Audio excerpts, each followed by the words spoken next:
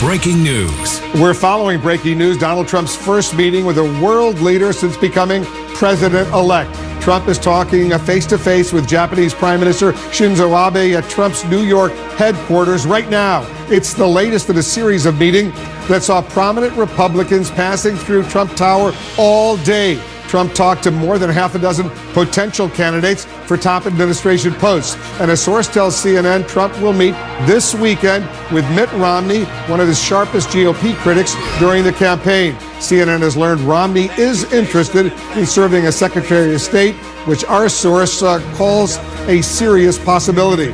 And President Obama has a warning for Donald Trump: stand up to Russia. Speaking in Germany, the president urged the president-elect not to cut deals with Vladimir Putin and to maintain a strong transatlantic alliance. Obama says otherwise, we will be giving our children a worse world. We're covering all of that, much more this hour with our guests, including Senator Chris Coons, and our correspondents and our expert analysts. They are also standing by. Let's begin with the Trump transition. Our political reporter, Sarah Murray, has the very latest for us. Sarah, a flurry of meetings today for the president-elect. That's right. And a number of surprising people have been passing through Trump Tower this week. We saw Ted Cruz earlier. And of course, today, Donald Trump met with Nikki Haley. And on Saturday, he'll be meeting with Mitt Romney. All of this as the Trump team tries to send a signal that maybe they're interested in building a team of rivals. But the big question, will Trump actually go through with picking any of these folks to serve in his cabinet?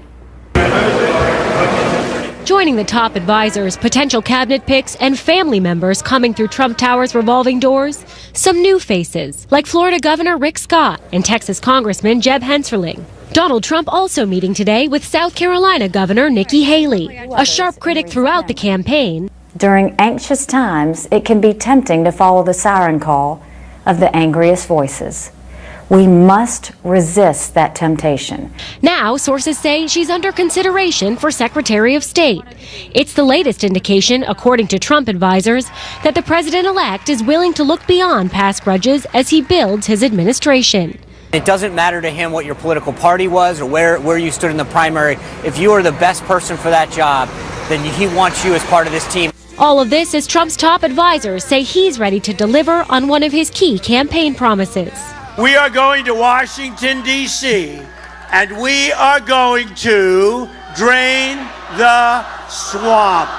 Advisors say Trump will enact a 5-year lobbying ban after executive branch appointees leave office, and a lifetime ban on representing foreign governments. It's a major campaign promise that Donald Trump made, and he's already delivering on it during transition as the president-elect. But it's unclear how Trump's team will define lobbyists, and whether people will simply skirt the rules by choosing not to register as lobbyists and labeling themselves consultants instead.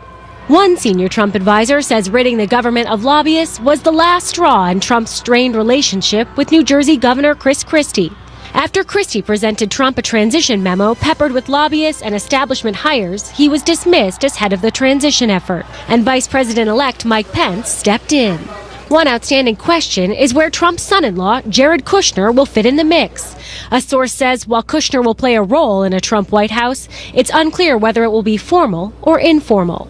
As Trump works to flesh out his government from New York, Pence was on Capitol Hill for meetings with members of Congress, including House Minority Leader Nancy Pelosi, and House Speaker Paul Ryan, who's already tempering expectations on another of Trump's core campaign promises. It's too early to have to know the answer to how fast can Obamacare relief occur.